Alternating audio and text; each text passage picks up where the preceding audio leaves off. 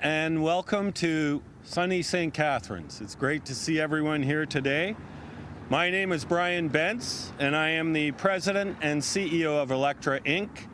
Electra serves over 1 million customers in the Greater Toronto, Hamilton, Niagara area, and is very proud to serve as the electricity provider for the City of St. Catharines.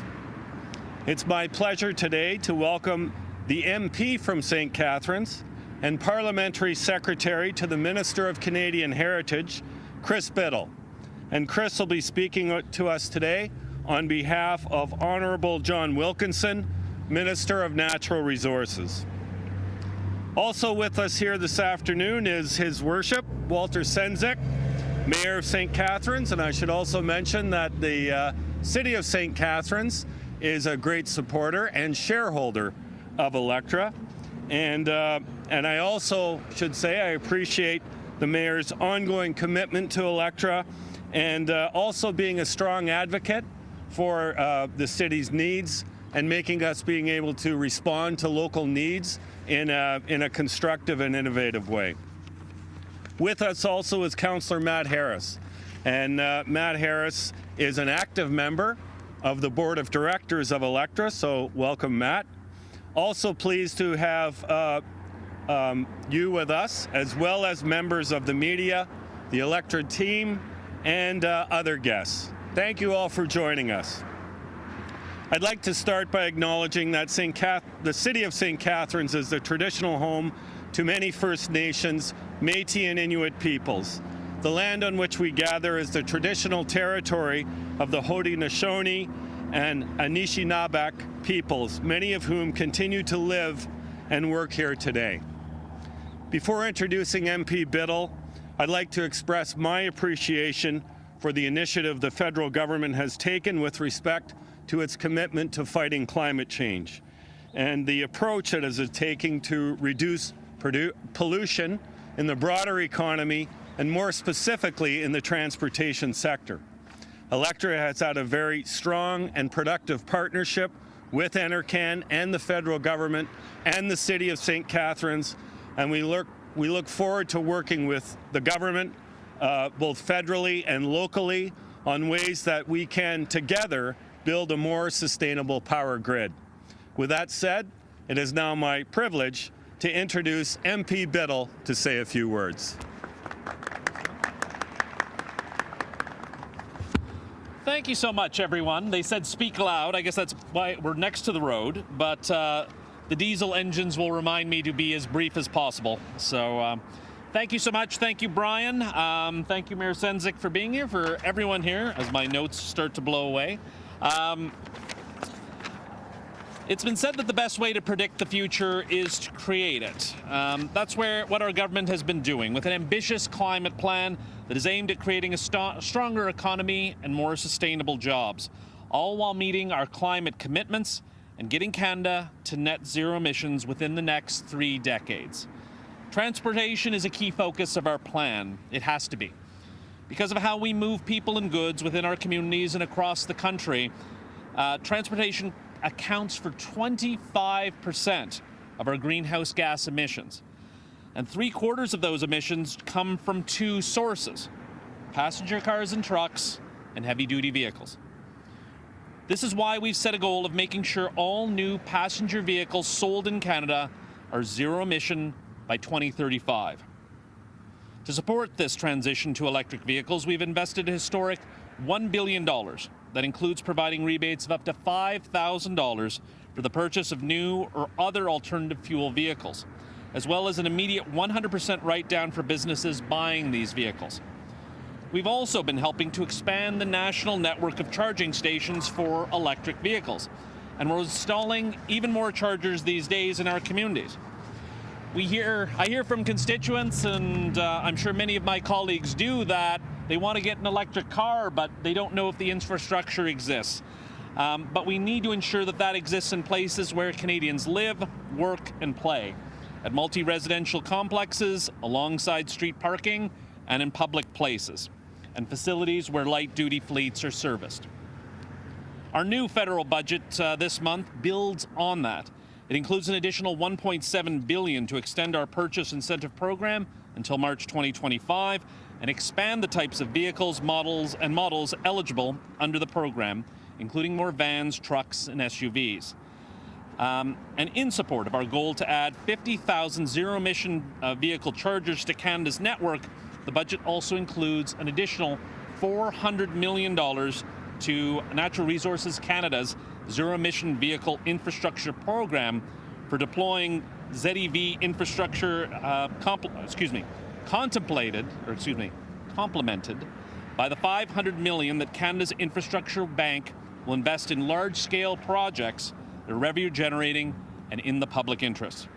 And today I'm pleased to announce that on behalf of Minister Wilkinson, we're teaming up with Electra Energy Services to install 50 new Level 2 EV chargers across Ontario, including these 4 here. Walter, I didn't point you to clap. I pointed you to Vanna White, the new chargers. Ooh, there you go. There you go.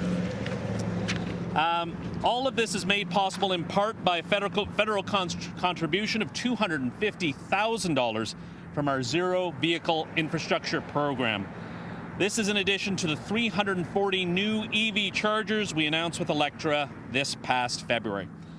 This is how we create the future where vehicles we drive don't harm the environment that we cherish. I want to congratulate Electra, everyone involved for your leadership and your vision and for your valued partnership and support. I wish great success on this project, not only in St. Catharines, but across Ontario. Thank you so much. Merci. I'll turn it back to Brian. Thank you. Thank you and congratulations. We really appreciate that. I just want to say that from a power grid point of view, we know that the electricity system is changing. We also know that the electricity system can and will be a catalyst for sustainability. At our own power grid, the number of electric vehicles we have in our system today is probably in the order of 30,000, 40,000 cars. It's forecast that by 2042, Ontario will have 6.6 million electric vehicles that will be requiring charging. And in Electra's service area, that means over 1 million vehicles and over 50,000 vehicles right here in St. Catharines. We need to build the infrastructure to make that happen. We've worked hard with all levels of government to try and enable this. Most recently, we're looking at a low overnight charging rate so that consumers can power their cars in the evening when demand is low. But we found that even though consumers, electric vehicle owners, charge at home and at work, they need other places to charge, like community centers, museums, parks, to really enable this infrastructure to happen. And we've been a catalyst for that, and that's why we're so pleased with the announcement that MP Bittle has expressed today and the government's support. Our own organization is committed to reducing our own greenhouse gas emission footprint. We're reducing our GHG profile by 38% over 2016 levels. We're doing that by reducing the emissions on our grid, our fleet, and our facilities.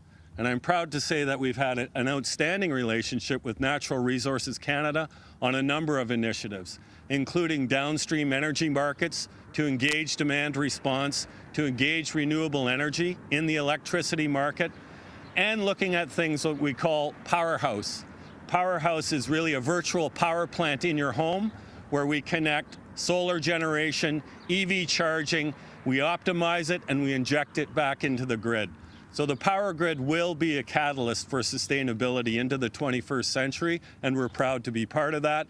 And as I said before, we're also proud that the City of St. Catharines has a very strong commitment to sustainability with us. And at this time, it's my pleasure to introduce Mayor of St. Catharines, Walter Sendzik.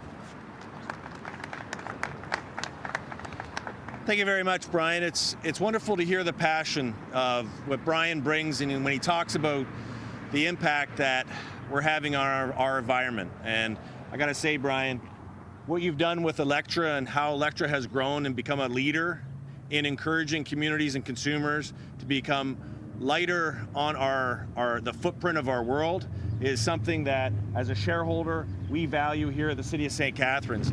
I'm joined by a couple of guys on a motorcycle, and we've got our CAO, David Oakes, here, as well as our Director of everything to do with our facilities, Anthony Martuccio, and Paul Carfanini is here as well. And the reason why I mention our staff is because we're standing here because of a partnership with Electra, and through the generosity and the commitment by the Canadian government, natural resources, with the funding that has been provided, we're going to and have implemented 18 EV stations. That is a significant investment here in our community. Back in 2018, with Electra, we opened up and established our first EV station at City Hall with two spots. Now, with the funding from Natural Resources Canada, we have 4 here. We've got them at the Meridian Centre. We've got them in further places downtown. We have the museum. We have them at Lakeside Park. We're going to be installing them at Sunset Beach. These are all places where people congregate in our community, but not just from St. Catharines, but from across Ontario. The location that we are here has an aquatic center, but it also has Class A soccer fields. So the people that will be coming here aren't just the mom and dads of our kids that will be playing on the fields or swimming in the aquatic center. It's also other people traveling to our community. And this is where the infrastructure, the EV infrastructure, is so important. And as Brian touched on, up until when we look at 2030, 2032, the amount of vehicles that are going to be required to have this infrastructure is going to grow exponentially. So what we know is that we've got a partner with Electra that's going to join us on that journey to ensure that when people want to plug in, they're going to be able to plug in. And that's what's going to make our community an even greener community. So on behalf of the City of St. Catharines, Brian, I want to say thank you to you and your team for making this happen. Chris, to Minister Wilkinson and the Canadian government, these are the type of investments that will help all of us reach our targets of reducing our fossil footprint here in our community across Canada. And to our team at the City of St. Catharines, I just want to say a continued thank you, because when it comes to climate change, our community is leading in terms of pushing back at climate change and adopting the initiatives, the policies, the procedures that will ensure that the next generation and 7 generations hence will be able to ensure that we're passing off a world that's cleaner and greener than it's ever been. So I just want to say thank you to everybody for attending today, and to our media for being here and showcasing the kind of investments that we're making in our community. Thank you very much.